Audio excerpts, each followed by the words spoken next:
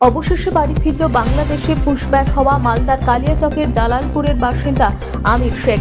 রাজস্থানে কাজ করতে গিয়ে বাংলাদেশি সন্দেহে গ্রেপ্তার হয় আমির শেখ। তার পরিবারের অভিযোগ, আমিরকে বাংলাদেশি সন্দেহে বাংলাদেশে পুশব্যাক করে দেওয়া হয়। সোশ্যাল মিডিয়ায় ভাইরাল ভিডিওর মাধ্যমে তারা সমস্ত ঘটনা জানতে পারে। অবশেষে রাজ্য সরকারের উদ্যোগে ও তৃণমূল কংগ্রেস নেতৃত্বের উদ্যোগে এই যুবককে বাংলাদেশ থেকে ভারতে ফেরত আনা হয়। স্বাধীনতা দিবসের দিন গভীর রাতে সে বাড়িতে ফেরে। তার বাড়িতে যান তৃণমূল নেতৃত্ব। ওই যুবকের বাড়িতে তাকে সংবর্ধনা দেন জেলা তৃণমূল কংগ্রেস সভাপতি আব্দুর রহিম বক্সী। তীব্র ভাষায় আক্রমণ করেন কেন্দ্র সরকারকে। কেন্দ্র সরকার সাহায্য না করলে এই যুবককে ফেরত আনা যেত না।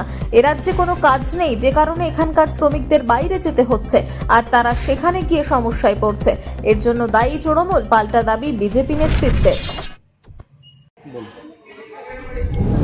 আমি 3 মাস আগে আমি কাজে গিয়েছিলাম।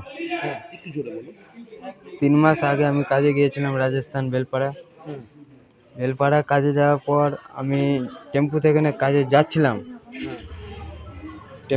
কাজে যাচ্ছিলাম। যাওয়ার পর প্রতাপনগরের পুলিশ, আমি কাজে যাওয়ার পর আমাকে থানা থেকে ধরে নিল। রাজস্থানের পুলিশ আমাকে ধরে নিল। ধরার পর আমাকে ওখানে আইডি প্রুফ চাইলো। দেখালাম। আমার দাদা থেকে শুরু করে, আমার বাপ দাদা থেকে শুরু করে সব প্রুফ দেখেছি। আধার কার্ড, ডকুমেন্টস সব কিছু দেখেছি। আমার জন্ম সার্টিফিকেট দেখেছি, তবেই মানেনি। অনেক আমাকে মেরেছে, মেরে উড়ে আবার তারপর কিছুদিন পর রেখে ওখানে, তারপর আমাকে জেল দিয়ে দেয়। জেল দেওয়ার পর ওখানে আমি 2 মাস জেল খাটলাম। জেল খাটার পর ওখানে আমার মোবাইল ছিল, মোবাইলও নিয়ে নিয়েছে। টাকা ছিল 15,000 টাকাও নিয়ে নিয়েছে। তারপরে নেওয়ার পর ওখান থেকে আবার আমাকে কলকাতা নিল। কলকাতা নেওয়ার পর আমাকে দিল তোমার বিজেপির বেসেবের হাতে দেওয়ার পর আমাকে কুচব্যাক করে দিল। কোথা দিয়ে পুশব্যাক করেছিল? বেনাফুল বর্ডার দিয়ে। তারপরে আমরা খুবই আনন্দিত, গর্বিত। আমির ভাইকে আমরা ফিরিয়ে আনতে পেরেছি।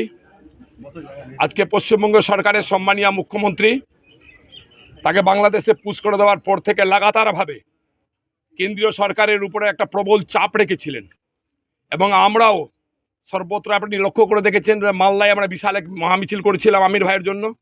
আমরা চাঁচলে মহামিছিল করেছিলাম। আজকে পশ্চিমবঙ্গের সর্বত্রই মহামিছিল অনুষ্ঠিত হয়েছিল, প্রতিবাদ মিছিল অনুষ্ঠিত হয়েছিল।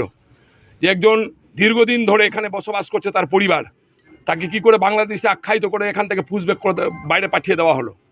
এই জন্য আমরা আন্দোলন সংগঠিত করেছিলাম। মুখ্যমন্ত্রীর তৎপরতার কারণে আজকে নির্লজ্জ, বেহায়া কেন্দ্রীয় সরকার, একটা অপদার্থ প্রধানমন্ত্রী, যিনি আজকে বাঙালিদেরকে বাংলাদেশে আখ্যায়িত করছেন, একটা স্বৈরতান্ত্রিক প্রধানমন্ত্রী, একটু মানুষ মারা, মানুষ খেকো, নেক্রোবাগের মতো একজন হিংস্র প্রাণী প্রধানমন্ত্রী বাঙালিদের উপরে অত্যাচার করছেন, বাঙালিকে আক্রমণ করার চেষ্টা করছেন। আজকে আমির ভাই হচ্ছে তার জাজল্য প্রমাণ।